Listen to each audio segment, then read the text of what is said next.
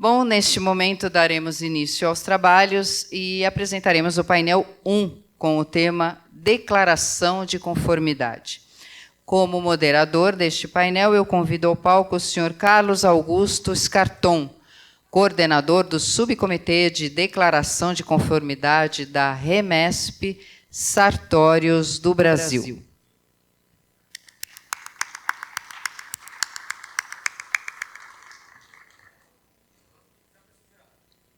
Só um instantinho. Bem-vindo, senhor Carlos. Eu já passo a palavra ao senhor para as suas contextualizações iniciais. Em seguida, eu convidarei os componentes do painel.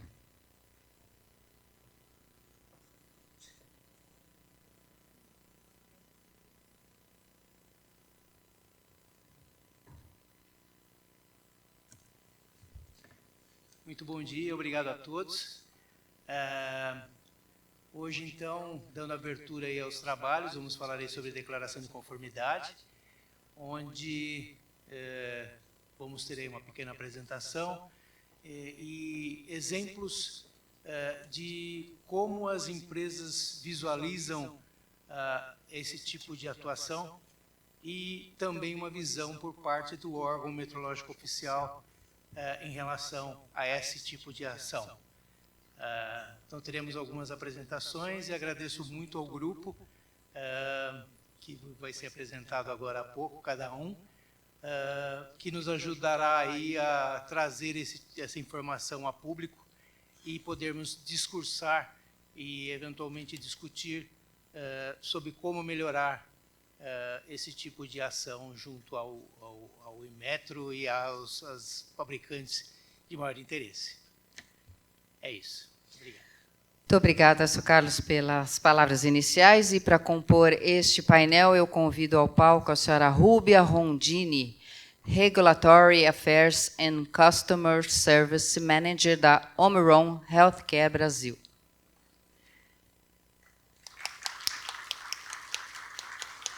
Convido também o senhor Márcio de Godoy Moreira, sócio-diretor da UPX Solution.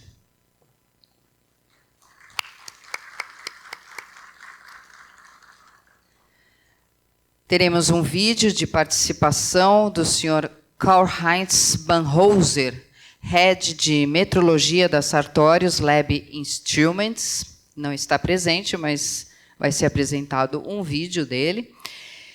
Convido também o senhor Regis Nishimoto, diretor institucional de Fiscalização Metrologia AB Trans.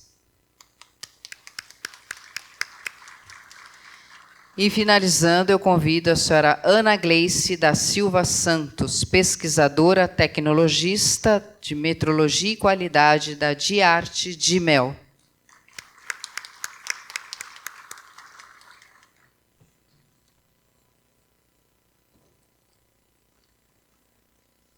Bom, aguardando os componentes. Vamos lá. E para apresentar a primeira palestra deste painel com o tema Cenário dos diferentes tipos de autorizações e análise do impacto regulatório, AIR. Quem vai dar essa palestra é o senhor Carlos Augusto Scarton. Só apresentando, o senhor Carlos é formado bacharel em Química e Química Industrial pelas faculdades Oswaldo Cruz e pós-graduado em Gestão de Liderança e Coaching pela Universidade Metodista. Trabalha na Sartorius desde 2010 como responsável no Brasil pelas linhas de produtos de pesagem de laboratório, sistemas de purificação de água e de pipetagem. Muito bem, senhor Carlos, boa apresentação para você.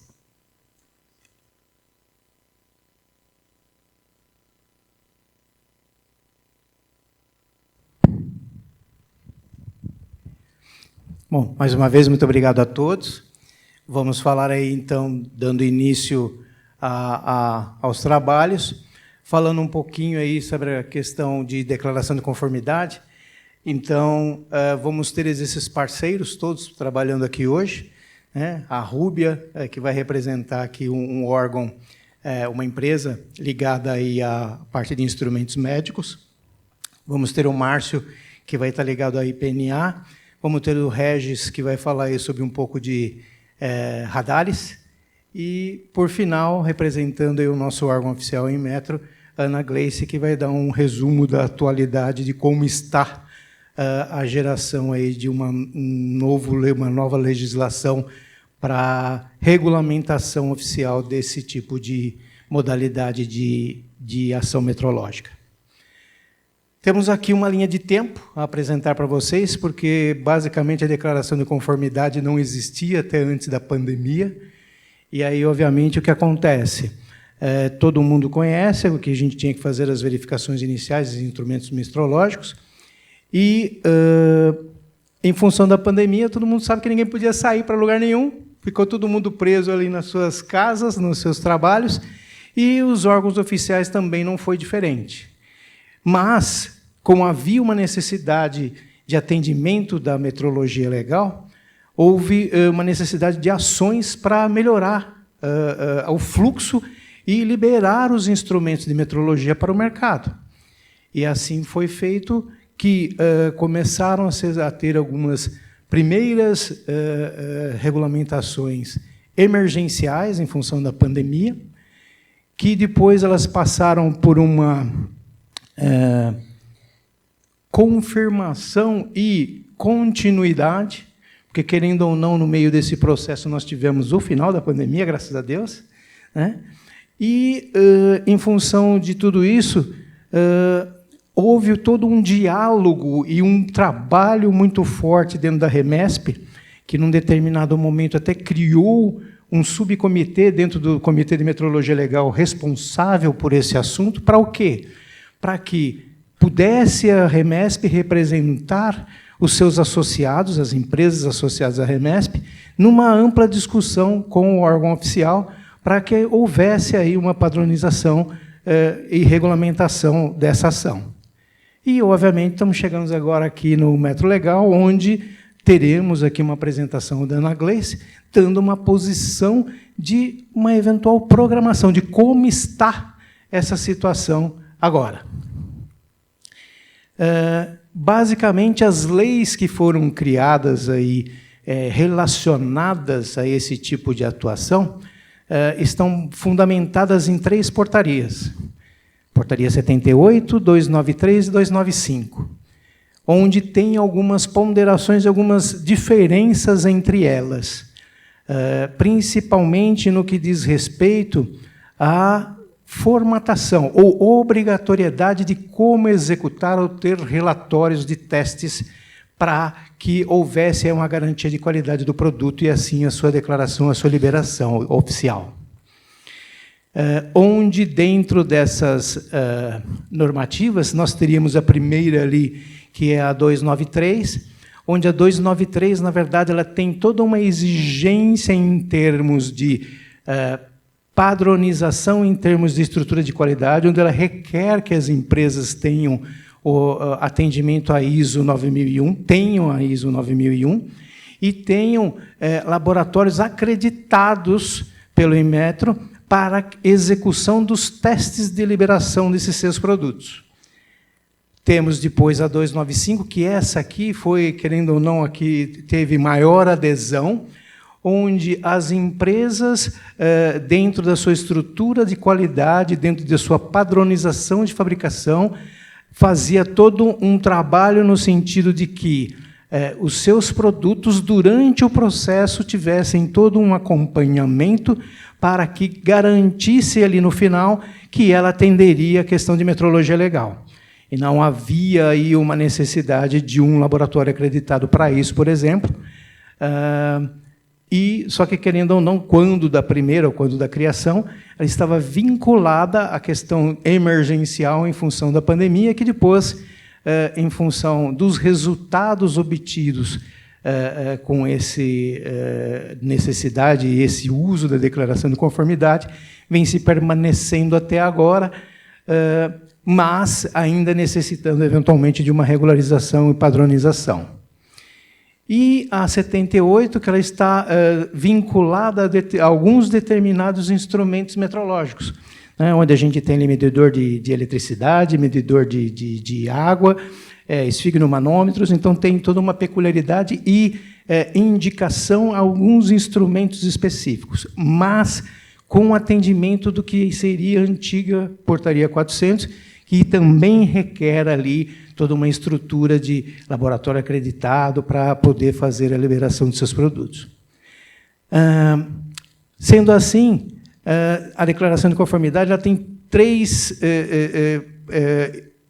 descritivos que são de interesse mútuo e que relevante, que é a declaração de conformidade, onde a empresa faz todo um processo pensando em que o produto saia na qualidade adequada em função da legislação, a autoverificação que requer que a empresa tenha um laboratório acreditado para executar ensaios oficiais dentro da regulamentação técnica, e a verificação inicial, que é o quê? O órgão oficial, o IPEM, vai lá, faz a verificação e, segundo, obviamente, os mesmos testes da RTM, para garantir ali que o produto fique adequado. E, dentro dessas portarias, todas tem algo em torno de 140 empresas que se cadastraram, né, que foram autorizadas, só que a maior porcentagem delas está dentro da portaria 295. Em segundo, a portaria 78, e a que foi menos procurada foi a portaria 293, em função até das criticidades envolvendo o processo por um todo. Só que a gente sabe das dificuldades que a rede tinha para dar suporte a todas as empresas, né? Em função de logística, em função de necessidades de geração de GRU, que causava um impacto que para as empresas era negativo, mas que, como era uma padronização, ela seguia isso como uma necessidade, uma premissa a ser feita. Só que, quando o pessoal começou a fazer a declaração de conformidade, viu aí vantagens em relação a isso, né? Então, as vantagens aí em relação à declaração de conformidade, principalmente no que diz respeito à agilidade de processo e à liberação antecipada de seus produtos para já entrar no mercado, trouxe ganhos muito grandes às empresas. E, sendo assim, mas o que acontecia, assim, há uma diferença muito grande, muitas vezes, de investimento para que cada empresa mantenha esse padrão de qualidade ou adote esse tipo de procedimento. E aqui, então, tem, por exemplo, um gráfico comparativo de empresas de tamanhos diferentes ou de atuação diferente, então, entre fabricantes nacionais, importadores de marca própria, e a gente vê aí o quanto se investe para se ter isso lá finalizado como uma declaração de conformidade ou dentro dessas portarias 295 ou 78.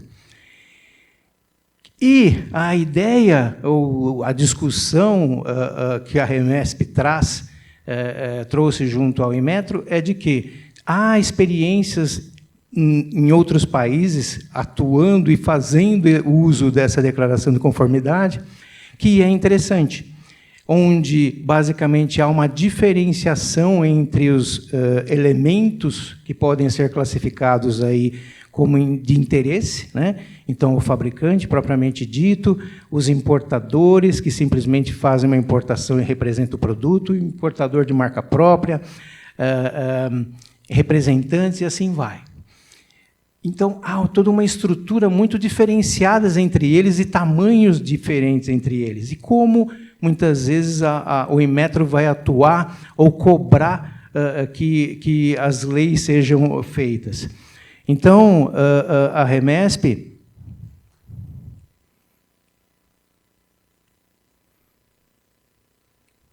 travou. Como é que eu passo o próximo? Eu já estou apertando. Isso aqui não muda. Agora mudou. Obrigado. Então, como poderia ser feito o trabalho de diferenciação entre esses diferentes representantes, né, para que, no final, se tenha essa declaração de conformidade seja obtida, né?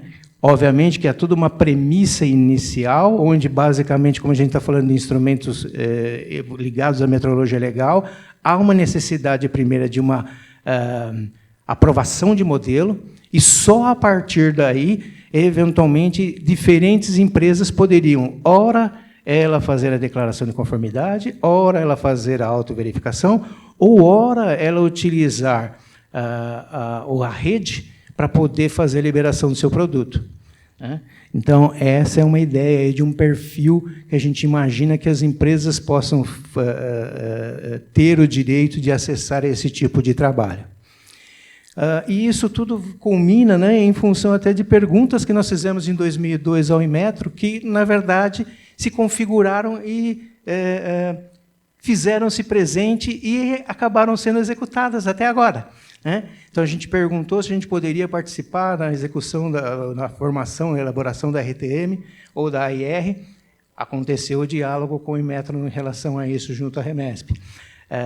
Perguntamos se as portarias, naquela ocasião, que era emergencial, poderiam se permanecer. Se permaneceram, em função da necessidade que as empresas viram de que isso fosse mantido.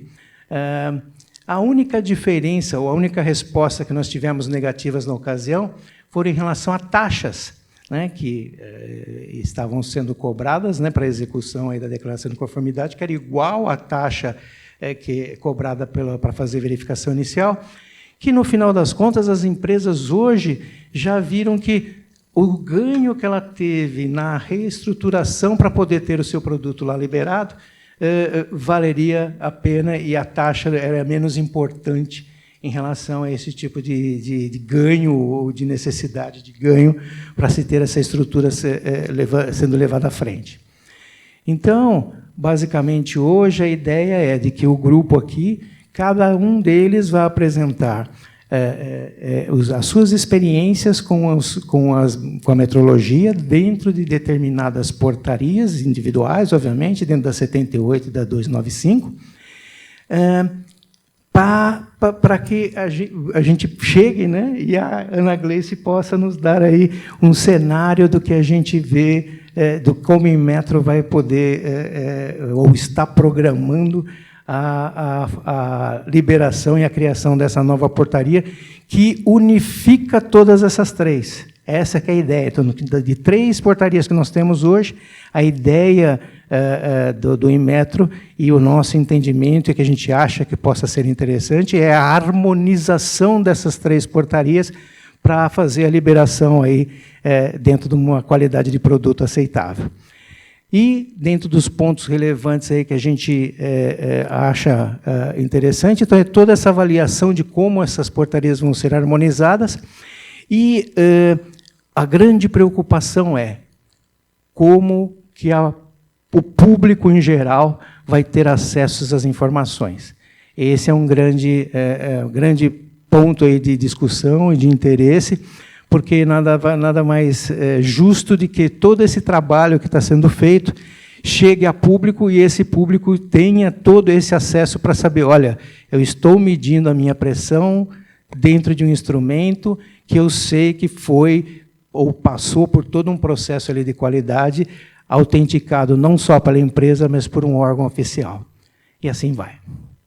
Então, eu só tenho a dizer obrigado a todos e vamos dar continuidade aí com o meu grupo aqui, que cada um vai falar algum assunto. Obrigado por hora.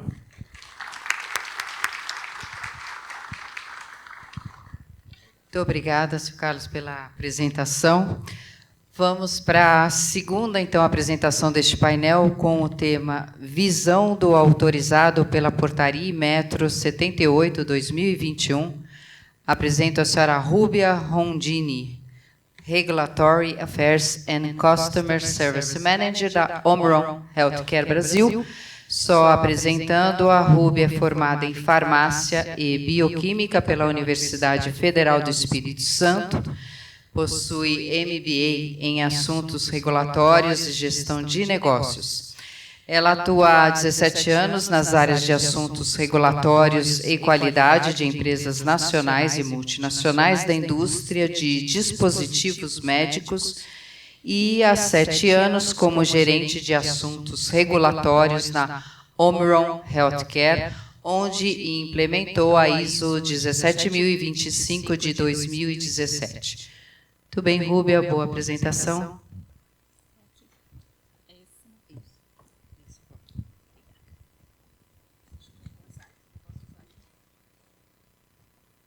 Bom dia a todos. Em primeiro lugar, eu quero agradecer à Remesp, o Celso, a Dani, o Scarton, pela oportunidade de participar aqui desse painel. E eu vou falar da visão do autorizado da declaração de conformidade pela Portaria 78, 2021. Então, nós temos... Vou ter que ficar aqui na frente. Nós temos a Portaria 78, né, que ela aprova o regulamento técnico metrológico para as empresas que requeiram autorização para realizar os ensaios, né, de verificação inicial e após reparo. E, no âmbito da verificação inicial, nós temos, dentre outros instrumentos, os esfigmomanômetros, que são dispositivos da área da saúde. A Portaria 78 também traz o conceito de declaração de conformidade, né, que é o documento legal emitido pela empresa autorizada, reconhecendo que um determinado instrumento de medição atende aos requisitos estabelecidos no regulamento técnico metrológico. Paralela a 78, nós temos a Portaria 293, de 2021. Nela, essa portaria aprova o regulamento técnico metrológico de importadores e fabricantes, né, que possam também autorizar, emitir a declaração de conformidade, e no escopo desse regulamento estão todos os instrumentos de controle metrológico que não estão abarcados na Portaria 78. Então, aqui também entram os termômetros clínicos digitais.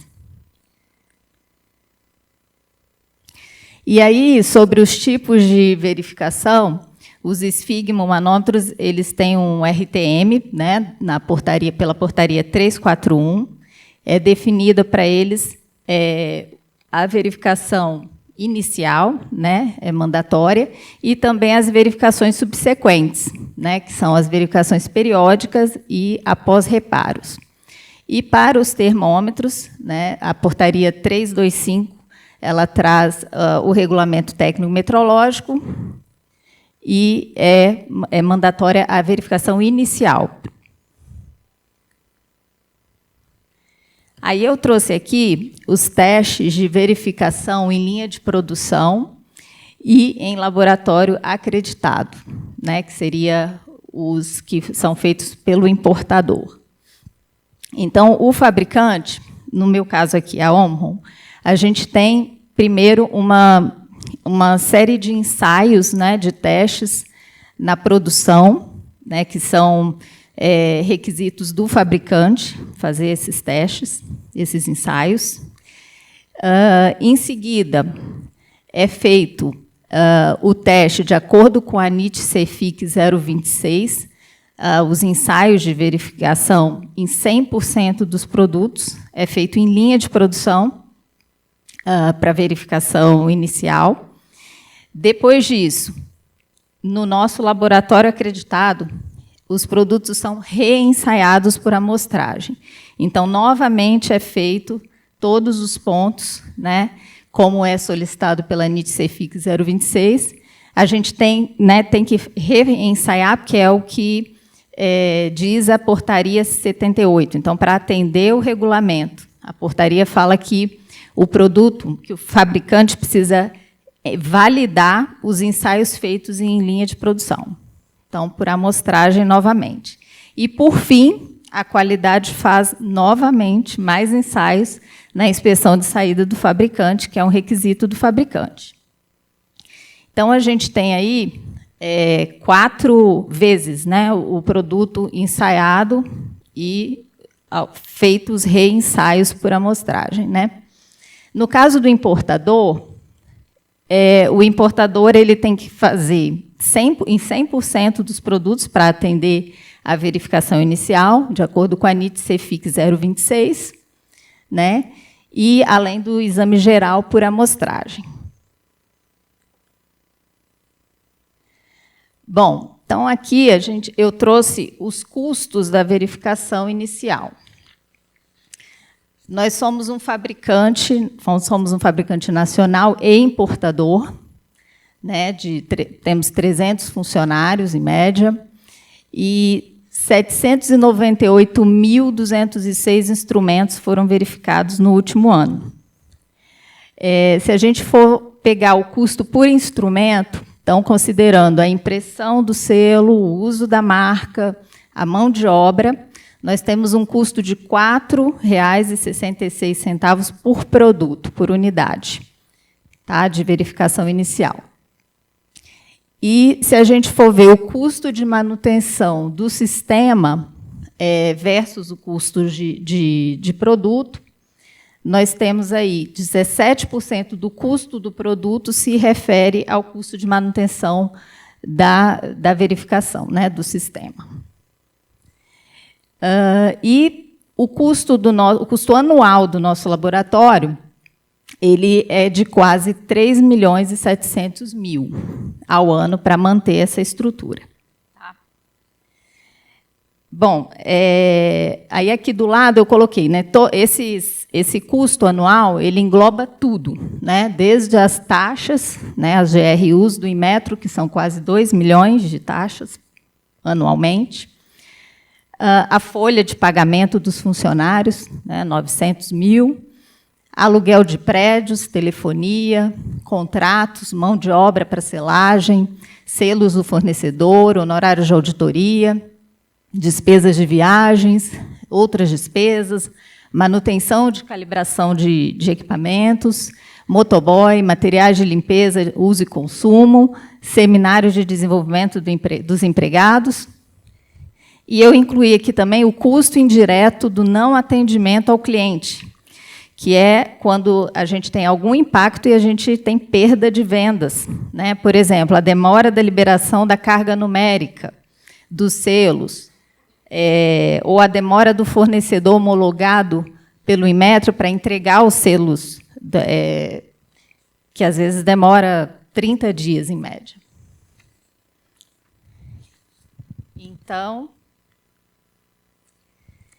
Então, aqui a gente pensa, né, esse sistema, a gente aqui tem uma situação atual aqui de auditorias e autorizações que geram altos custos, custos são repassados ao consumidor final, temos uma complexidade do sistema, demora na conclusão dos processos, demora na liberação da carga numérica, né, já chegou a 20 dias, para a gente conseguir receber e poder fazer a verificação inicial. Antes disso, a gente o sistema para.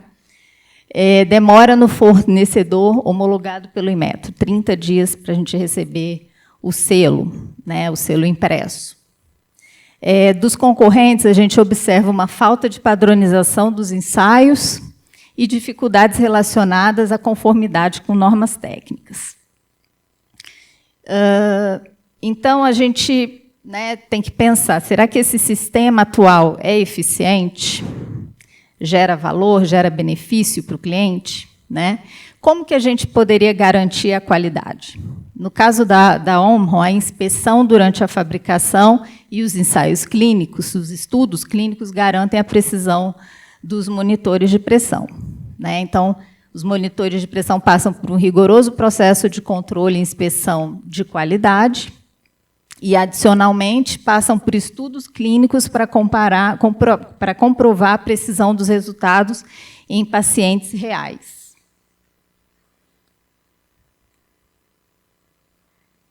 Aí eu quero também, aproveitando, trazer né, segundo rege a portaria 341 de 2021, para os esfigmos, nós temos também o requisito da verificação subsequente, né, que é a verificação periódica, que é a verificação anual, e verificação após reparos, e que só pode ser realizada pelos órgãos delegados, né, pelos IPENs. Se a gente pegar as especificações técnicas da Organização Mundial de Saúde, para esfigmos automáticos, ela traz ali, né, eu destaquei em vermelho o quadrinho, a maioria dos esfigmomanômetros eletrônicos totalmente automatizados não podem ser testados ou calibrados pelo usuário, mas devem ser enviados ao fabricante ou a um centro de serviço aprovado. E aí, se a gente pega exemplos de outros países, que o Scarton comentou aqui também, nos Estados Unidos não existe regulamento metrológico para esfigmomanômetros e termômetros clínicos. Se a gente pega os países europeus, por exemplo, a Alemanha, eu trouxe aqui. Deixa eu só, passar aqui. Então, a Alemanha, eu trouxe aqui a publicação do MEN, que é o IPEN, lá na Alemanha, o IPEN na Alemanha, destacando a descontinuação do controle metrológico pelo Estado, né, dos monitores de pressão arterial, a partir de janeiro de 2016. Então, a autoridade governamental, antes de 2016, na Alemanha, era como no Brasil, né? Mas, a partir de 2016, passou a ser exigida somente para monitores com fins comerciais, né? E a cada 2 anos. Então, somente, por exemplo, para produtos usados nos serviços de saúde. Tá?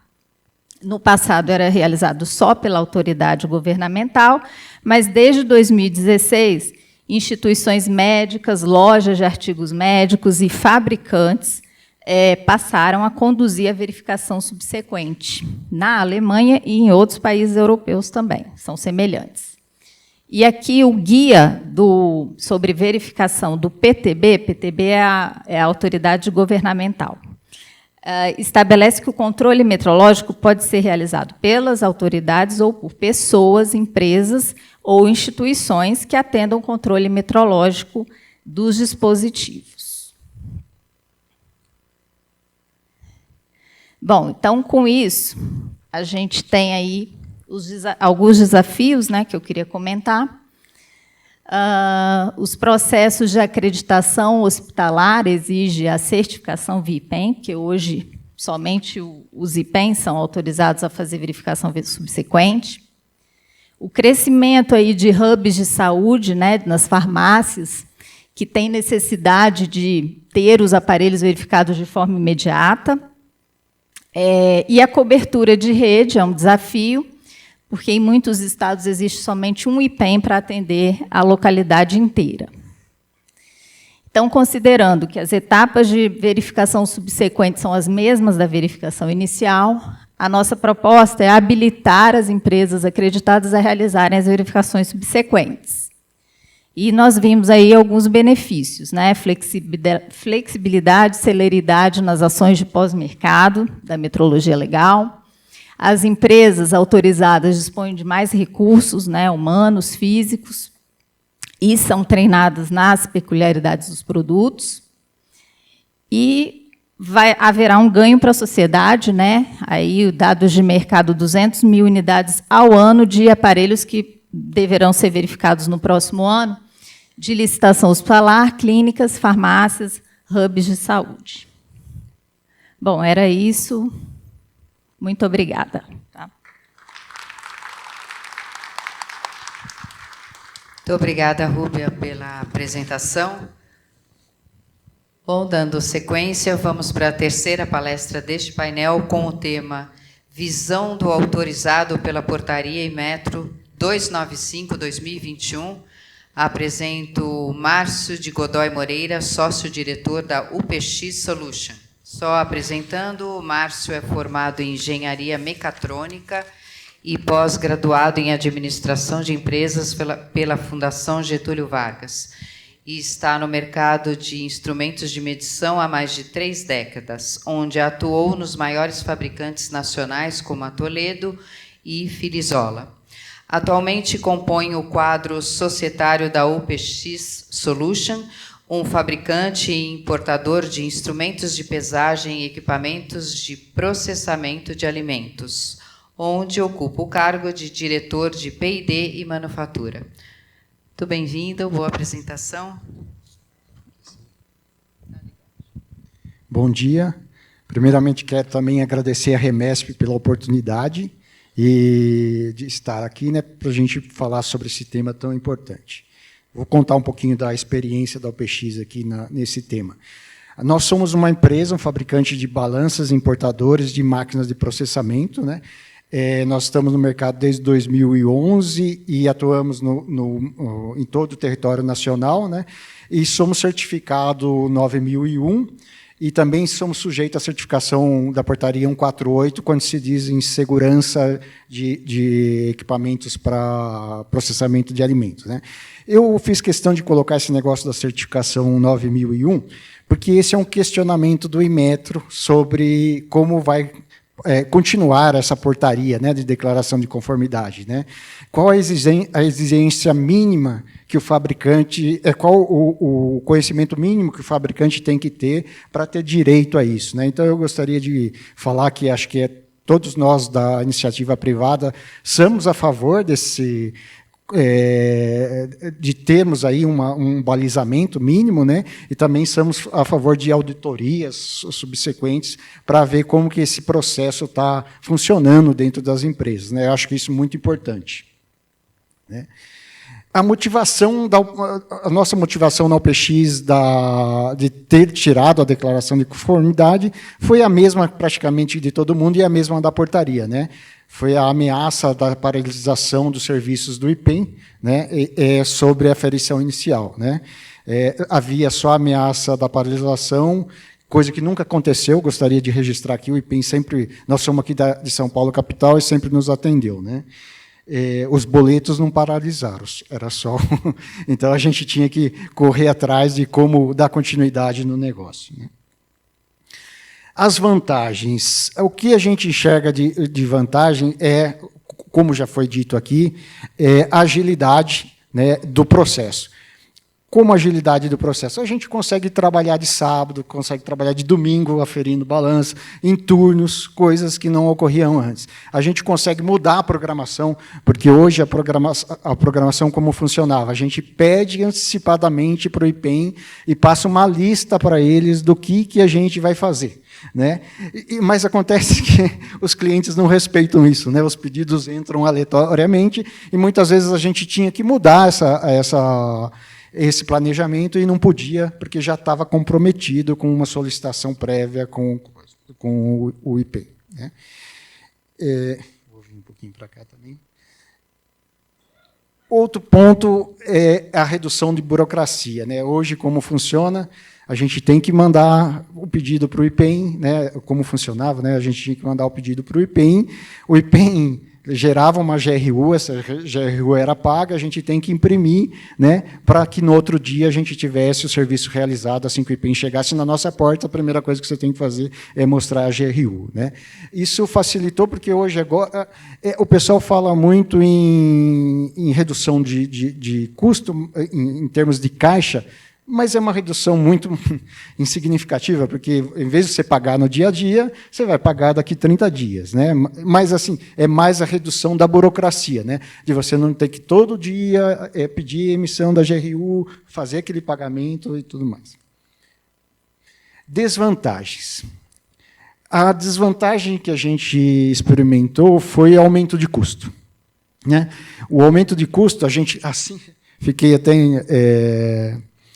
o aumento de custo muito parecido com o que a Rúbia falou, né? A gente experimentou aí um aumento de custo na ordem de R$5 por instrumento, né? Que está relativo ao lacre, ao selo, à mão de obra, né? Fora logicamente, a GRU mesmo, né? A gente gasta por mês aí R$150 mil de GRU, por ano quase 2 milhões de GRU, né? E esse aumento de custo da autodeclaração foi em torno aí de R$200 mil por ano. Ou seja, houve um aumento de 10%, né, do que a gente já gastava em relação a esse novo processo. Mas que todo, como já foi dito, né, a flexibilidade e tudo, as vantagens ainda cobrem tudo isso. E outra desvantagem, essa foi a pior de todas, né? Essa aí acho que é o nosso maior pleito com o Inmetro, né? O pessoal estava acostumado a receber as balanças com o selinho inicial do IPEM, né? Acredito que a maioria dos fabricantes aqui não vendem direto para o consumidor final, né? Infelizmente, o consumidor final nem conhece os processos metrológicos, infelizmente, né? Muitos deles nem sabem que as balanças são submetidas à homologação e tudo mais, né? E o que acontece? Mas a gente vende para as revendas. E muitas das revendas, elas são permissionários também. E, graças a Deus, elas conhecem todo o processo, elas sabem dar o valor à aferição inicial e todo o processo, né, subsequente e tudo mais. O que acontecia? O instrumento chegava para a revenda e a revenda falava assim, nossa, mas você me mandou sem aferição inicial, porque não tinha nada, né? Não tinha mais o selo do Inmetro, não tinha nada. Então, isso causou um grande problema inicialmente, né? A gente falou assim, não, mas é declaração de conformidade. Não, mas o que é isso? A gente teve que explicar tudo mais o que é isso. Tanto é que a gente criou um selo próprio nosso, né? Que é esse selo aí, mais ou menos imita o selo inicial do IPEM, né? Para colocar na balança, esse selo ele traz as informações da nossa portaria, da nossa autorização, né? E esse QR Code ele remete para uma página dentro do nosso site, onde explica todo o processo, né? O que mudou, o que era antes e como que é agora. Por que ele está recebendo aquela balança daquele jeito, né? E como era a diferença, né? Isso ajudou bastante. A palavra provisória na portaria, ela fala assim para o cara, mas é provisória, mas ela está válida ainda, porque estava escrito lá provisória, né? Então, esse é um nosso pleito hoje aqui, né? Que essa portaria, nós possamos ter uma portaria unificada e definitiva, né? Em função desses 3 pontos que eu falei antes, a gente adotou lá um modelo misto. A gente continua utilizando a aferição inicial do IPEM, né, e fazemos a declaração de conformidade também. Isso nos traz aí um balanceamento de custo, né, e também nos traz mais agilidade, porque quando a gente está apertado, a gente utiliza das 2 possibilidades para agilizar a nossa produção. Ponto frágil. Não temos o que nós entendemos como ponto frágil desse processo, né? Não temos uma portaria definitiva e acho que esse é o principal ponto frágil, que é a falta de apontamento sistêmico das aferições por declaração de conformidade. Hoje é uma planilha de Excel, né, que a gente escreve lá o que a gente fez e depois manda essa planilha para o IPEM, que faz lá a conta, nos emite uma GRU e tudo mais. Mas não tem onde as pessoas pesquisarem se aquele equipamento, né, que a gente colocou no mercado realmente passou por um crivo de alguém, né?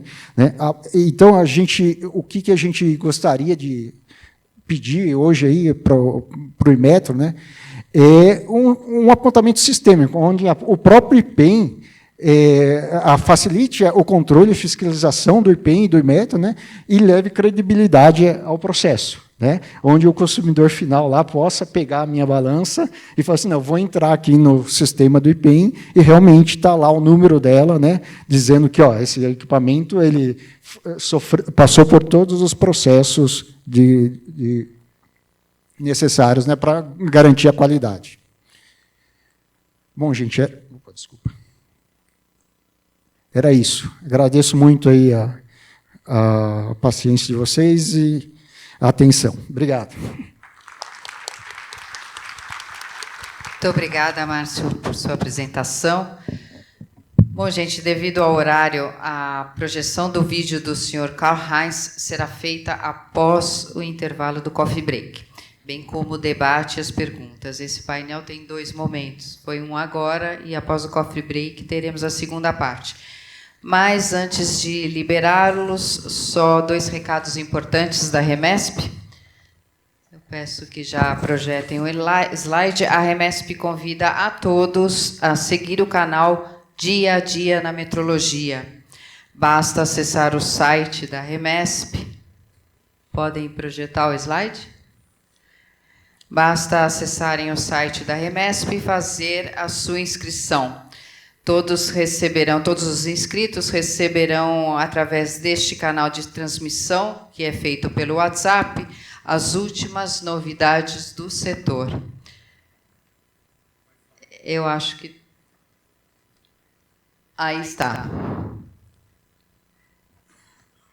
Então, esse é o novo canal de transmissão da Remesp. E, como segundo recado, nós vamos colocar o QR Code na tela para vocês conhecerem a inteligência artificial da Remesp, que se chama Metrologino.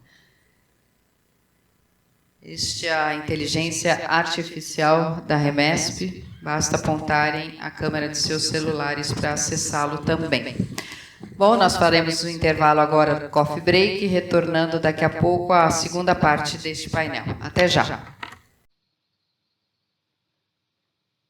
Dear Mr. President, ladies and gentlemen, thank you very much. It's a great pleasure for giving us the opportunity to take part in this important meeting, Metrolegal, here in Sao Paulo.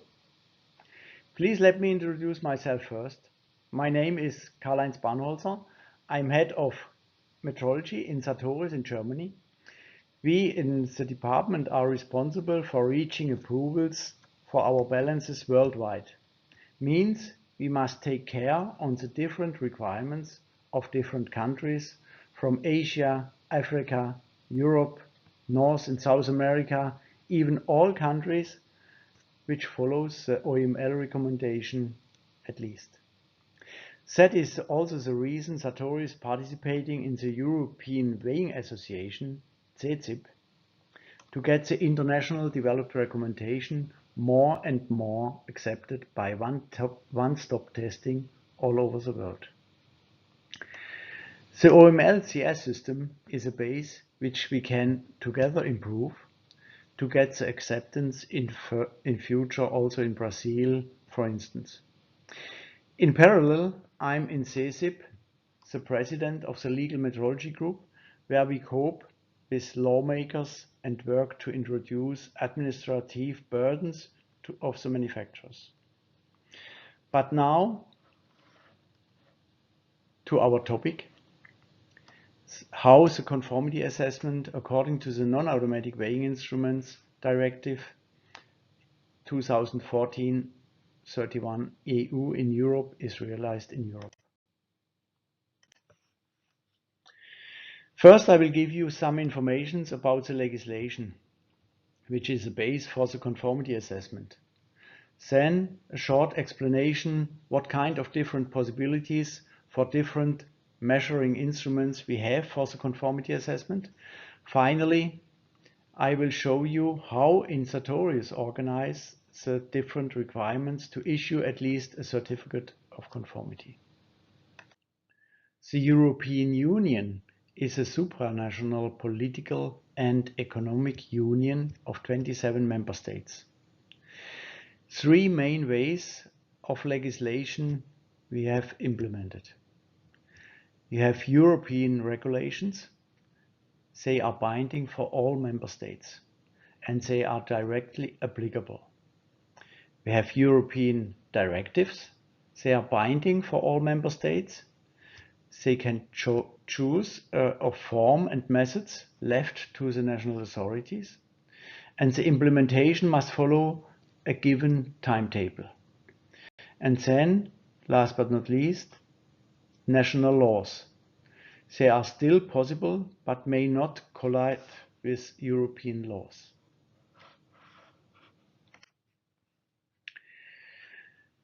The new legislative framework is to design the legislation adopted in 2008. They aiming to improve the international market for goods and strengthen the condition for placing a wide range of products on the European market. Is to improve market surveillance rules, set clear and transparent rules for the accreditation of conformity assessment bodies, and boost the quality of and confidence in the conformity assessment of products, clarify the meaning of CE marking, and establish a common legal framework for industrial products.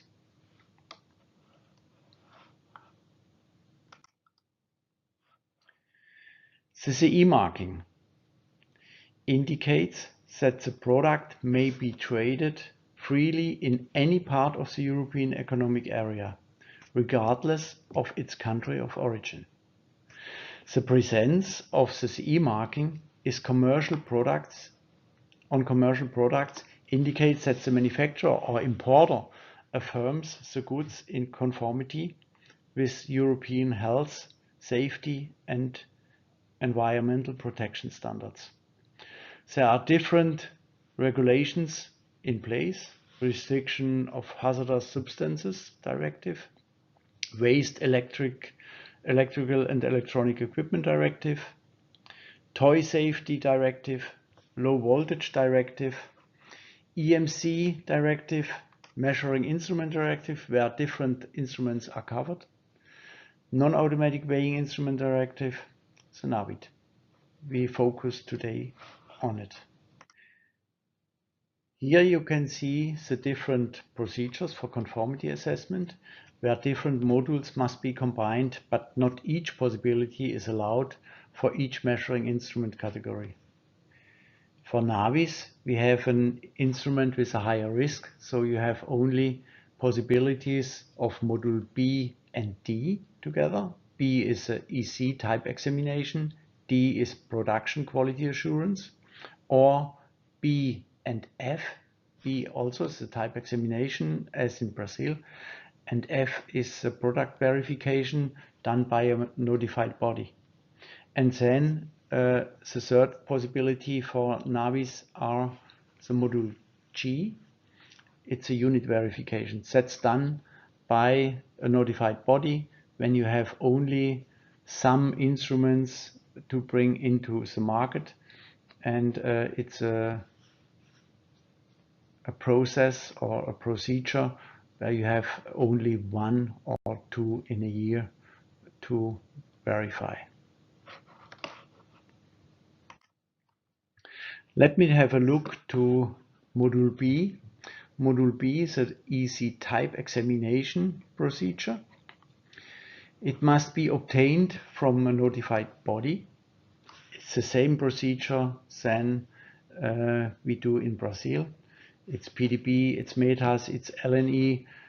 Different countries have the metrology institutes where you can ask for application.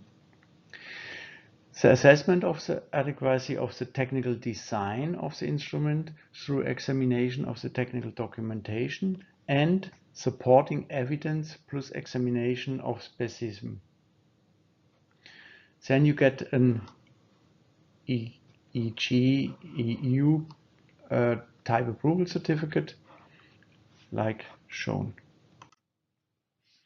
Module D, which covers production quality assurance management, to be allowed to produce a balance for applications where verified instruments are required.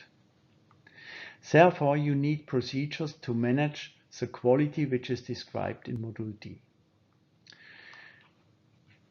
Recognition must be obtained from a notified body, e.g. PDB and METAS, for example, and maintained through periodic audits. This is done on a yearly basis. The manufacturer shall operate an approved quality system for production. Finally, final product inspection and testing of the instruments concerned. The quality system shall ensure that the instruments are in conformity with the type described in the EU type examination certificate and comply with the requirements of this directive that apply to them. When you fulfill all the requirements, the manufacturer shall affix the CE marking on the supplementary metrology marking set out in this directive. It looks like this, for example. Additional, the manufacturer shall draw up a written EU declaration of conformity for each instrument model and keep it at the disposal for national authorities for 10 years. That's the obligation of the manufacturer.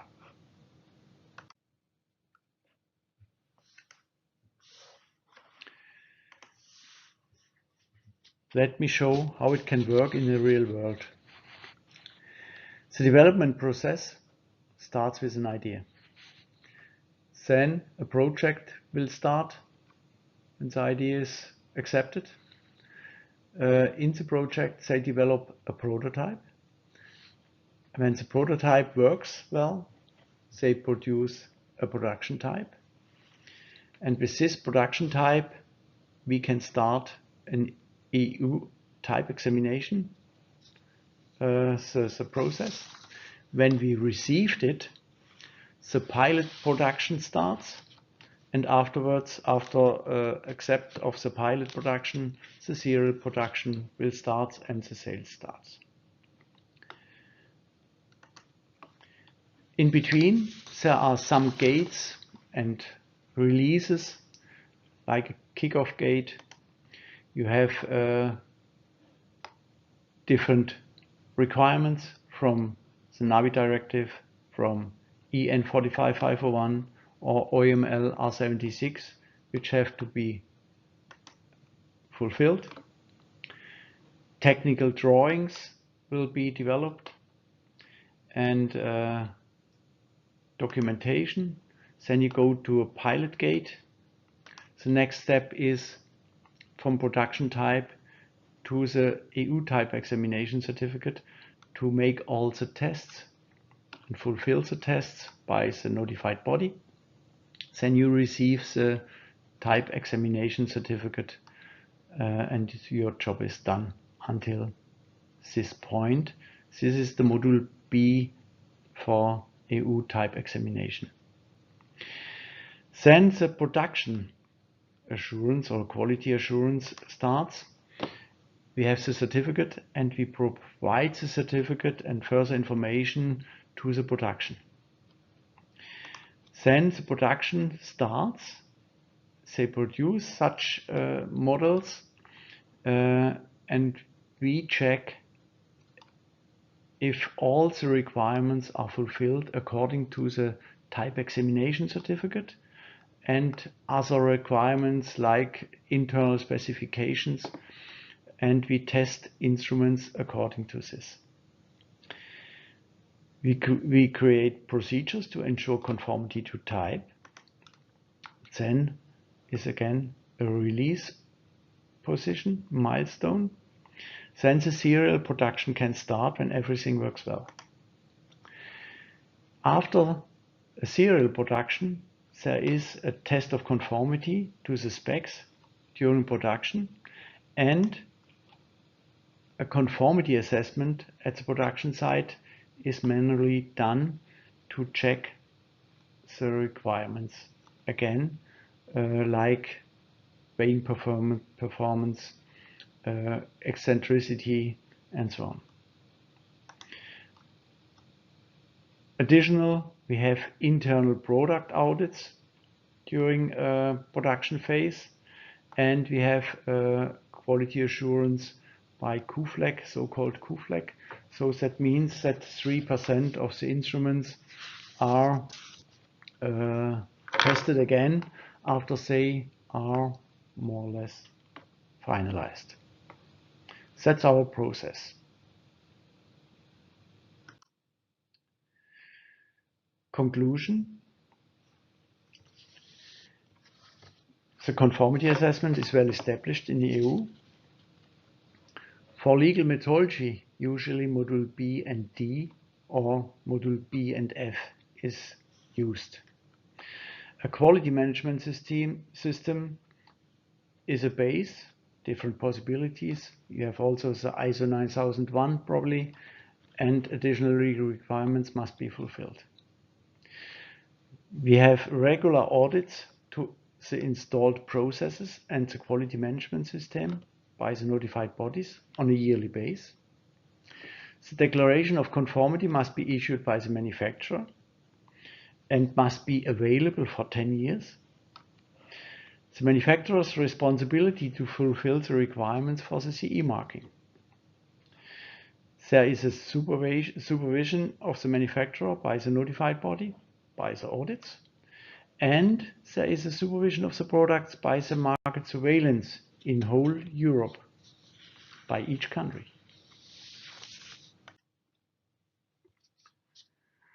So thank you very much again. Please, if you have any question, contact Carlos Scarden, my colleague, or myself. The contacts you can find here on the last slide. Furthermore, I wish you a very successful meeting in the next days and hopefully to see you next time in present. Take care and see you. Muito obrigada, Sr. Carlos Rain, pela apresentação e participação. Vamos para a quinta apresentação deste painel com o tema Visão dos fabricantes dos medidores de velocidade para a aplicação da declaração de conformidade. Eu convido, então, o Sr. Regis Nishimoto, diretor institucional de fiscalização metrologia ABE Trans. Só apresentando, Regis é diretor institucional de fiscalização metrologia da ABE Trans, Associação Brasileira das Empresas de Engenharia de Trânsito, é membro titular da Câmara Temática de Engenharia de Tráfego e Sinalização de Trânsito do CONTRA, e também diretor técnico da Percons SA.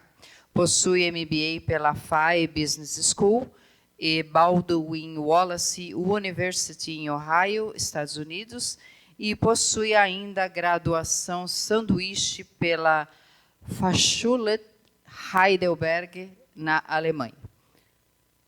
Bem-vindo, Regis, boa apresentação. Alô, estão me ouvindo? Então tá. Bom, primeiramente aí gostaria de agradecer à Remesp aí pela oportunidade, né? Acho que é um espaço de fala bastante importante aí entre Inmetro, né, toda a rede metrológica, a iniciativa privada e a sociedade, né? Então vamos lá. Então qual que é a visão dos fabricantes de medidores de velocidade com relação à declaração de conformidade, né? Bom, a gente atende aí a portaria Inmetro 293, né? E que na realidade, né, no caso específico da Percons, né, que é a empresa que eu trabalho, a gente acabou indo para a declaração de conformidade anteriormente à pandemia, né? Então, a gente, antes da pandemia, houve essa possibilidade, né? A gente tinha várias questões aí com aferições iniciais aí que não eram atendidas e, diante dessa possibilidade, a gente partiu aí para obter essa autorização aí por parte do Inmetro. A gente montou, né, uma equipe de metrologia interna, né? Inclusive, os colegas eles estão aqui hoje, né, participando desse evento.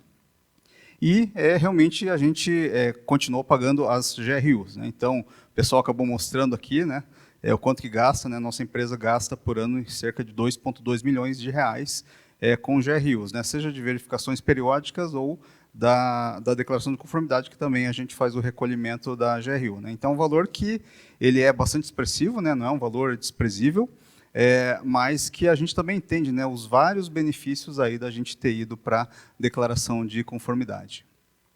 Bom, esse é o mercado brasileiro aí de fiscalização de trânsito, né? Radares e lombadas eletrônicas, né, e radares pistolas. Então, o Brasil ele tem hoje cerca de 2 mil faixas monitoradas de equipamento de fiscalização eletrônica de velocidade, e todas essas 22 mil faixas, todos os anos, elas têm que ser verificadas, né? Passam pela verificação subsequente em vários locais aí do território brasileiro.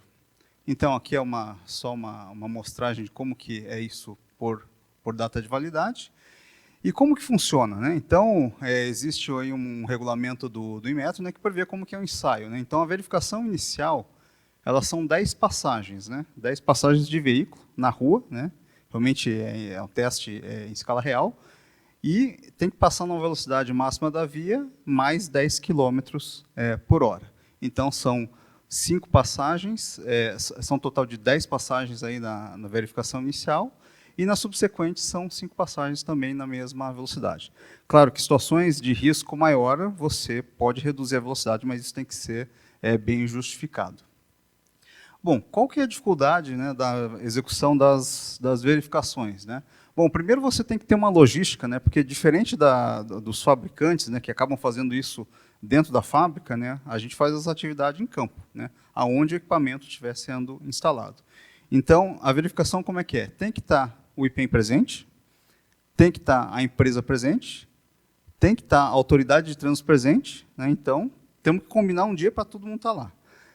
Temos que considerar que o Brasil é um país gigantesco, né? Um país continental, né? Tem vários estados aqui do Brasil que eles são muito maiores do que a maioria dos países da Europa. Então, realmente, a fiscalização eletrônica hoje, né, ela está indo, né, para o interior do país. Por quê? Porque tem gente morrendo lá, tem atropelamento acontecendo, então realmente precisa.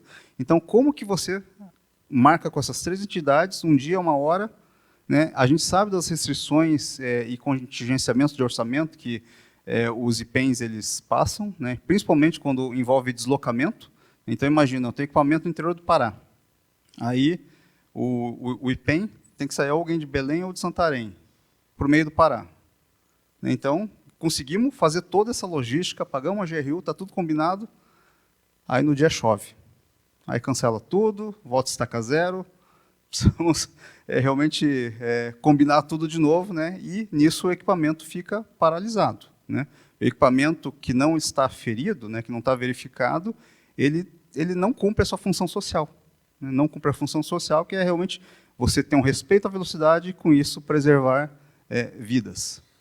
Além de risco de sinistro de trânsito, né? Porque a verificação ela é feita em excesso de velocidade. Então, você está cometendo uma infração de trânsito para fazer a verificação. Aqui um desenho, uma ilustração, né, até para entender como que é feito. Esse aqui é o disco, né, do veículo que acabou de fazer a verificação inicial, 10 passagens. A gente faz isso em ambiente urbano, né? A gente faz uma frenagem rápida, né, logo após passando o equipamento, justamente porque a gente precisa também minimizar o tempo que isso ocorre. Por quê? Porque a rua está parada. Aquela fila de carro para trás, né, a gente começa a buzinar, então realmente é um ambiente bastante complicado aí para a gente fazer esses ensaios. Bom, e aqui a gente queria colocar principalmente uma reflexão e uma sugestão de aperfeiçoamento, né, que eu acho que também não difere, né, o que as demais empresas estão colocando aqui. A gente sim vê inúmeras vantagens, né, na declaração de conformidade, né. Tem todos os pontos contrários, mas a gente entende que realmente ela é muito importante. Mas aqui a gente pede, né, e acho que esse é o espaço, até o presidente colocou aqui na apresentação dele, né, qual é o pleito, né? Então, o nosso pleito, assim como o de alguns outros colegas aqui, é que a verificação subsequente, que no nosso caso é anual, ela seja feita pela empresa, né? Então, liberar essa autorização para que a gente possa fazer isso. Até porque é o seguinte, né, se vocês forem ver o ensaio, essa verificação inicial de 10 passagens eu já faço, né? Então, por que não posso fazer também a verificação subsequente, né? Eu me lembro, até uns anos atrás, que a gente estava nessa discussão com o próprio pessoal do Inmetro, e aí o Inmetro falou, tá, mas se você já faz a inicial, vocês vão fazer a periódica, o que o Inmetro vai fazer? O que o IPEM vai fazer? Né? Então, tem que atuar realmente na fiscalização e controle da atividade dos autorizados, né? Inclusive, né, no caso dos radares, né, já existe o dispositivo da verificação eventual, né? Então, o Inmetro pode ir lá, inclusive, sem avisar a empresa, fazer as passagens e pedir as imagens, né? E eu tenho que ter isso, e aí eles vão confrontar se as passagens realmente elas estão de acordo com a velocidade que o veículo estava transitando. Então, como indústria, né, a gente não tem receio de ter ISOs, né? Só a empresa que eu trabalho, nós temos 3 ISOs e mantemos elas. Então, acho que os colegas aqui colocaram que ISO, a indústria não tem medo, né?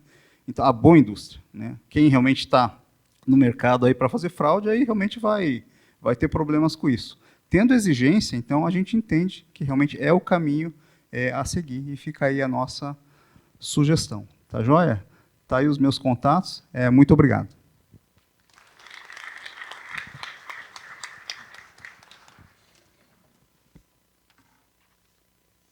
Muito obrigada, Regis, pela apresentação. Bom, eu convido agora, então, para a sexta e última palestra com o tema Apresentação dos resultados da análise de impacto regulatório, AIR, a senhora Ana Gleice da Silva Santos, pesquisadora, tecnologista de metrologia e qualidade de arte de mel. Só apresentando-a, Ana é graduada em Química com doutorado em Metrologia. Desde 2008, atua na Diretoria de Metrologia Legal, onde construiu uma sólida carreira em avaliação de modelos, supervisão e regulamentação técnica. Ela realiza treinamentos para a Rede Brasileira de Metrologia Legal e Qualidade, RBMLQI, na área de instrumentos de medição de grandeza físico-química. Atualmente, ocupa o cargo de chefe da Divisão de Regulamentação Técnica e atua como auditora líder em avaliações para autorização de empresas. Sua experiência abrange um profundo conhecimento das normas e práticas metrológicas. Bom, bem-vinda, Ana. Boa apresentação para você.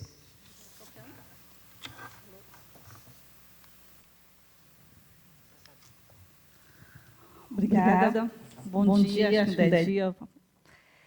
Primeiro, queria agradecer a REMESP pelo convite de poder estar aqui, compartilhar o trabalho realizado não só pelo Inmetro, mas também com a sociedade, porque vocês vão ver no decorrer da apresentação que esse trabalho ele foi feito em conjunto. Bom, a minha missão aqui foi apresentar para vocês o resultado da análise de impacto regulatório da declaração de conformidade. Mas eu vou pedir licença para a gente fazer uma dinâmica rapidinho. Por quê? Porque eu quero trazer vocês para perto de nós. E eu também quero que nós estejamos perto de vocês. Então, nessa dinâmica, ela se chama A Fábula do Rei Regulador. É uma história que não tem fim. Eu não trouxe o fim dessa história, justamente porque eu quero construir junto com vocês. Então, eu peço que vocês incorporem, né, personagens dentro desse reino, e eu quero que vocês me deem respostas para a gente poder seguir com essa história. Ok? Combinado? Bom, então era uma vez um reino bem distante daqui. Nesse reino, haviam todas as personagens, né, de uma sociedade. Existia o rei, os conselheiros, na sociedade, os súditos, cada qual com seu papel, a lavadeira, a cozinheira, o padeiro, e todos viviam em harmonia. Até que, em um determinado tempo, os súditos começaram a reclamar. Por quê? Havia um segmento, os padeiros, qualquer semelhança, por favor, não vão assimilar com o Brasil, isso é um reino bem distante daqui. Existiam os padeiros, e esses padeiros, né, produziam lá, né, os seus pãezinhos e vendiam para a sociedade. Só que, em um determinado tempo, a sociedade começou a reclamar. Por quê? Porque esses pães começavam a ficar mais caros, cada vez mais caros. Então, a sociedade foi lá com o seu rei, o rei não é ditador, ele ouvia a sociedade, e ela reclamou. O rei ele não tomou a decisão sozinho, ele foi lá com seus conselheiros para poder ver qual seria a melhor solução para aquele problema encontrado. Bom, após essa discussão, após ouvir a sociedade, ele discutiu com os conselheiros e eles resolveram publicar um decreto. Decreto real em que estabelecia que, a partir daquele momento, o preço do pão teria um valor máximo. Ótima solução, né? Bom, a partir daí, o pão foi estabelecido um valor máximo, só que o preço do pão ele não subia à toa. Ele subia porque os padeiros eles estavam também querendo equalizar lá os seus custos, benefícios. Então, para fugir desse decreto e tentar continuar com o seu negócio, os padeiros, então, resolveram diminuir o tamanho do pão. Ora, essa foi a solução encontrada por eles. Mas a sociedade não é besta, né? A sociedade percebeu que aquele pão estava menor e cada vez menor. Então, novamente, a sociedade foi lá com o rei. O rei ouviu, se aconselhou com os seus conselheiros e resolveu o novo decreto. Agora é a vez de vocês. Vamos lá. Quem aqui vai se incorporar como padeiro, como rei? Nós temos rainha também, tá? Eu não vou dar opinião, apesar de ser filha de padeiro, mas o que vocês acham? Qual seria a solução agora diante desse cenário? Vocês têm microfone aí, hein? Bora? Vamos lá, vamos lá. Quem vai... Pô, não sejam tímidos, por favor. Como a maioria aqui é balanceiro, vende por quilo. Como é que é? Vende um produto por quilo. Vende produto por quilo? É uma solução. Alguém tem outra solução? Padroniza o tamanho do pão, a pesagem dele. Quem falou? Obrigada, guerreira. Muito bem. Também seria uma outra solução.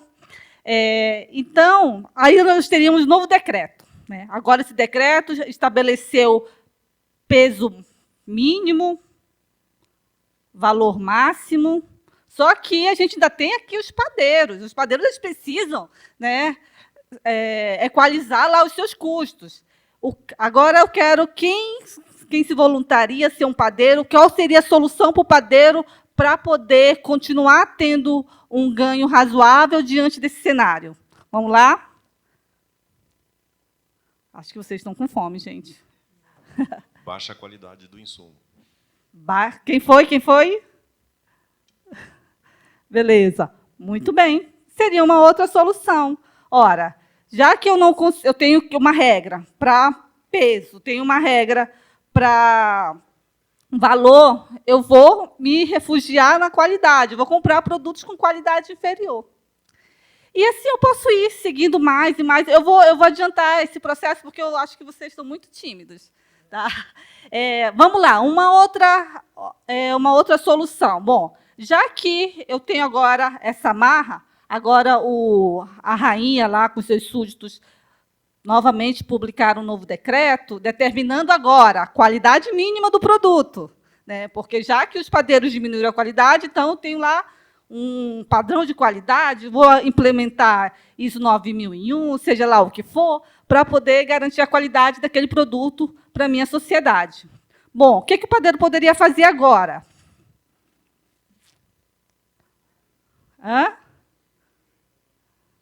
Como? Diminuir o tamanho. Foi uma saída que foi feita lá atrás. Ele poderia também fazer uma venda casada, não poderia? Bom, eu vendo pão, mas eu também tenho que... Você também tem que levar o leite. O leite não é regulamentado. Então, eu consigo aí equalizar os meus custos. Bom, gente, a gente poderia passar a manhã toda aqui, fazendo, né, revisando esse decreto real, que no nosso caso seria um regulamento, e iria, né, perpetuar isso por um longo período. Mas, voltando aqui ao nosso reino, na história original, o rei ele se aborrece, chega, não aguento mais, agora, a partir de agora, eu vou nacionalizar as padarias e pronto, e acabou. A moral da história, dessa nossa fábula, é que, se você não quer ter problema com a regulamentação, não regularize, não regulamente. Então, só que a gente sabe que isso não se aplica a muitos casos. A gente precisa dessa figura do Estado, a gente tem a sociedade, os produtores, os consumidores, e a gente precisa equalizar isso, e não é fácil. Vocês viram nesse exemplo tão simples aqui, que a gente tem N alternativas para a gente poder encontrar uma solução, e para cada solução a gente vai ter a figura de N problemas que vão recorrer a partir dessa nova solução. Então, esse reino perfeito, onde todos vão ficar felizes, ele não existe. Mas, assim, nós temos caminhos que, a partir desse ano, na verdade, isso já vem de algum tempo, mas, a partir agora dessa publicação da nossa agenda regulatória do biênio 2024-2025, nós estamos trabalhando em cima de regulamentos bases, regulamentos que vão lá, vão solidificar a metrologia legal. Entre eles, avaliação de modelo, declaração de conformidade, oficinas permissionárias, e a tendência é a gente trabalhar com cada um dos regulamentos, de instrumentos, cada escopo diferente, porque a gente quer melhorar isso, a gente sabe que precisa melhorar isso. Bom, em termos de... Voltando agora para o resultado mesmo do meu papel, que eu fiquei de estar aqui, que foi trazer o resultado da análise de impacto regulatório, nós fizemos esse levantamento ao longo agora de 2024. Esse trabalho ele não foi feito de um único lado.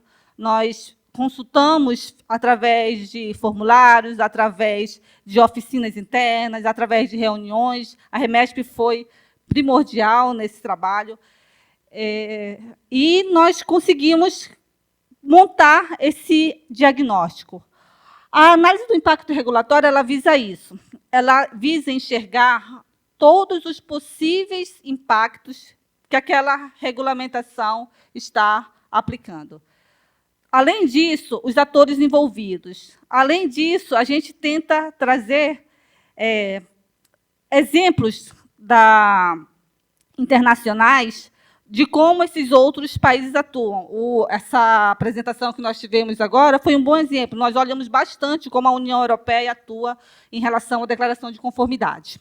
Bom, eu vou correr, alguém tem que calibrar esse relógio, que ele está muito rápido. O relatório ele mostra uma árvore de problema, em que a gente vai avaliar as causas, consequências e o problema central do regulamento. Ao avaliar o problema, nós levantamos algumas alternativas. E essas alternativas elas são depois analisadas e são atribuídos pesos para a gente poder apontar qual seria a melhor alternativa. Hoje, essa foi a melhor alternativa. Vai continuar? Não sei, porque esse processo é contínuo. Então, a gente vai sempre ficar revisando o cenário da atuação das portarias de declaração de conformidade, e isso pode mudar ao longo do tempo. Bom, uma vez feito o relatório, nós enviamos para a consulta pública. Isso eu queria chamar muita atenção de vocês. A Daniela mostrou aqui que são 140 empresas, né, Daniela? Mais ou menos isso. Só que, assim, quando nós publicamos o relatório, a gente sentiu falta da participação de vocês. Ao total, tivemos 20 empresas que participaram, sendo que era de se esperar a maior parte de São Paulo, a maior parte de empresas autorizadas, mas, mesmo assim, foi pouco. A gente precisava de mais, ouvir mais vocês, porque não tem opinião que seja descartada. Toda opinião é válida. Você pode ter uma ideia que seja fundamental para a gente poder encaixar naquela resolução que nós queremos. Bom, ainda no resultado da consulta pública, nós fizemos uma pergunta para saber se realmente a gente estava caminhando, né, na direção certa. Por quê? E uma das alternativas, que é uma alternativa padrão, a gente pergunta se talvez fosse melhor não fazer nada. Vamos deixar as coisas rolarem, porque talvez o próprio mercado se equilibre, as coisas vão fluir. Mas, pela percepção dos respondentes, eles viram que não, que é preciso fazer alguma coisa, porque isso iria se agravar a médio ou a longo prazo. Bom, em relação ao equilíbrio das alternativas, se eram proporcionais Vamos lá. A gente perguntou se a IR afeta de forma equilibrada, sem atingir desproporcionalmente determinado grupo. Os respondentes, na sua maioria, falaram que sim, então estava bem equilibrado aquelas propostas. E, em relação ao alinhamento das alternativas com os objetivos esperados, nós tivemos que a grande maioria também achou que estava bem alinhado, de extremamente forte, e alguns acharam que moderado e 2 respondentes nulo. Bom, a partir de agora, o trabalho não parou. Agora nós vamos partir para a segunda etapa, que, novamente, eu faço apelo que todos vocês chamem outras empresas que vocês conheçam para poder participar desse processo, porque agora esse processo a gente vai colocar a mão na massa. Nós vamos agora, no início do ano que vem, chamar as empresas, vamos fazer o trabalho mesmo de revisar. A gente viu que a alternativa seria revisar e consolidar as portarias. Isso não quer dizer que a gente vai ter uma regra única, e nem pode ter, porque a IR ela mostrou muito bem isso. Acabou meu tempo. A IR mostrou muito bem isso, que nós não podemos tratar de formas iguais coisas diferentes. Então, a gente precisa setorizar. O exemplo da União Europeia ele é muito legal, mas a gente não pode fazer um copia-cola. A gente precisa analisar a nossa realidade e fazer o nosso regulamento dar certo. Bom, então, é isso. Quero agradecer a todos. Obrigada. Muito obrigada, Ana, pela apresentação. Bom, vou passar a palavra ao moderador, o senhor Carlos Augusto, para iniciar o debate e abrir para as perguntas da plateia. Vamos lá, senhor Carlos.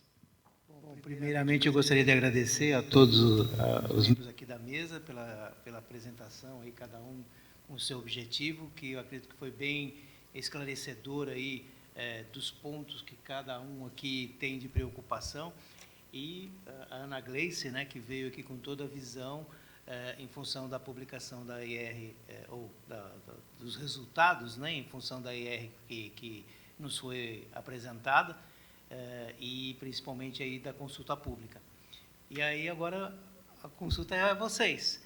Alguém tem alguma questão em função do que foi discutido aqui, que, como vocês viram, aí o Inmetro está nos solicitando a contribuição aí das empresas com relação a esse assunto.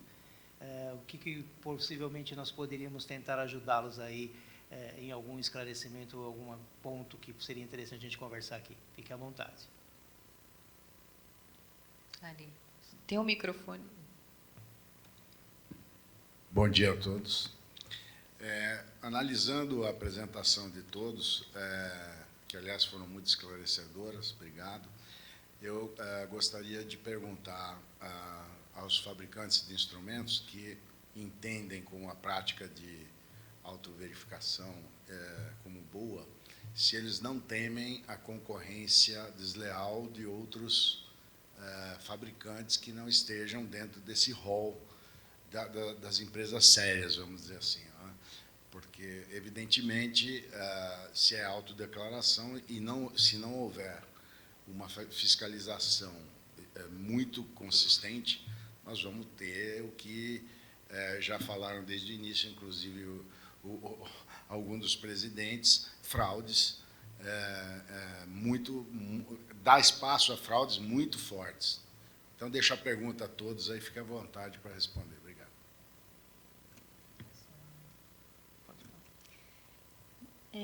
Bom dia. Hoje, obrigada pela sua pergunta bem pertinente. Eu acho que a gente já tem esse problema, né, de concorrência desleal. Então, do jeito que está, não vale a pena continuar, né?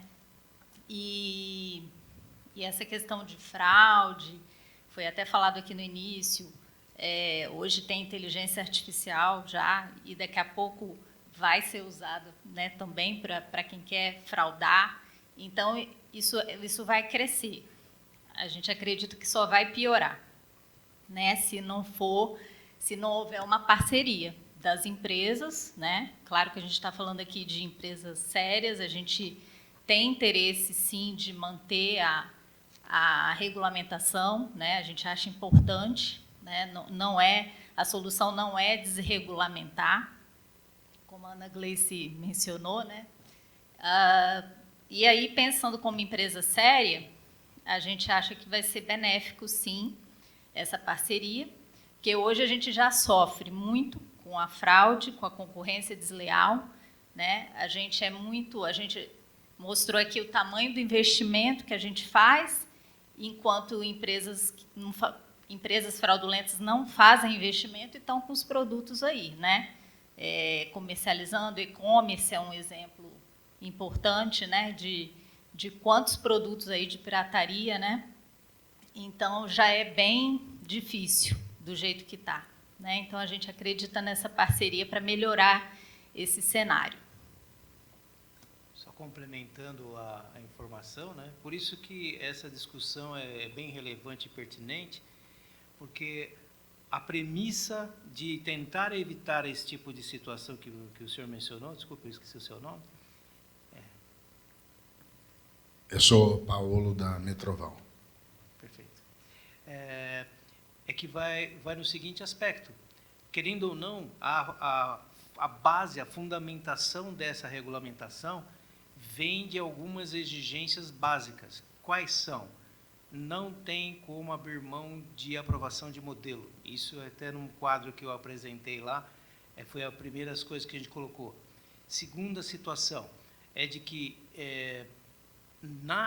nessa criação dessa nova lei, se faça exigências para tentar melhorar a qualidade de todos, em geral. Então, uma das segundas premissas ali viria, por exemplo, a se ter necessidade que as empresas tenham ISO 9001. Só que não se pode exigir que uma empresa de pequeno porte, que não tem como investir, não tenha acesso à declaração de conformidade ou o seu produto sendo liberado lá. Por isso, que muitas vezes haveria uma alternativa de que a rede fizesse esse trabalho, mas dentro de uma normatização unificada, que hoje é fragilizada, principalmente, muitas vezes, quem sabe até em cima da 295, que foi emergencial. Porque tanto a 293 como a 78 já tem ali na sua descritivo as necessidades básicas de quê? Necessidade de aprovação de modelo e necessidade de uma padronização de atendimento, por exemplo, ISO 9001. Então, acho que vai por aí. Só complementando, acho que na 295 faltou também a questão dos laboratórios acreditados para isso. Acho que é fundamental para a manutenção da qualidade.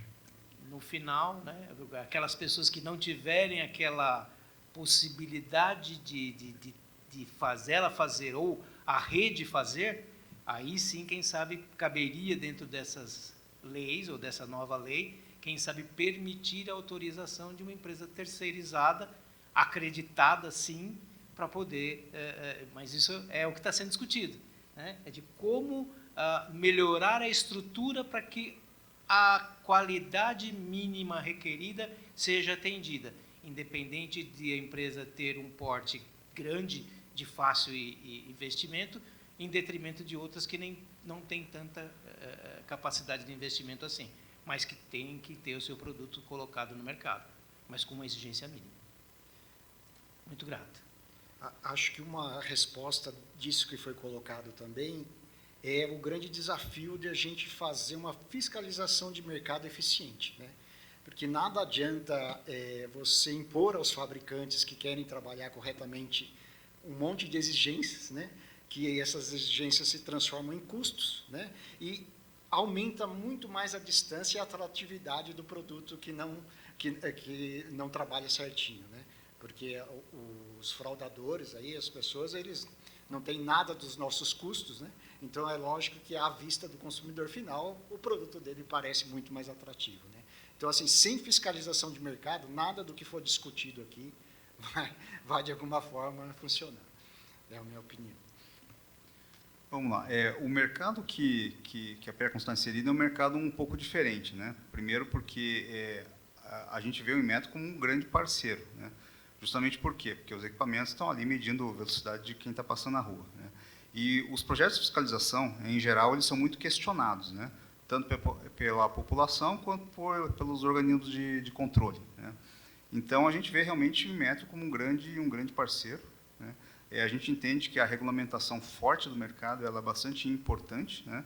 E aí eu não estou falando de proteção contra estrangeiro, tá? Porque disso a gente não tem receio. A gente vê alguns fabricantes asiáticos que não estão conseguindo entrar por questão de qualidade do produto, e os produtos europeus, em geral, eles são menos completos e mais caros, né? Então, realmente, esse receio a gente não tem muito, embora a gente esteja sempre atento ao mercado. Com relação a produtos aí para público em geral, que aí realmente acho que a sensibilidade a preço ela é muito forte, né? Eu acho que além das ações de fiscalização que já foram colocadas aqui, eu entendo que também as próprias associações elas podem começar a informar a população, né? Qual que é o risco de você usar um medidor de pressão que mede errado? Você não vai tomar o remédio? Você não vai buscar um médico? Né? Então, acho que qual que é o meu entendimento, né? No curto prazo, eu entendo que essa turma aí pode levar uma vantagem temporal, né? Mas no longo prazo essa turma não para, ou muda de mercado, ou vai comercializar outra coisa. Mas eu entendo que a regulamentação sim o caminho para a gente ter uma melhor qualidade dos produtos. Só mais uma pergunta devido ao tempo, por favor. Mais alguém?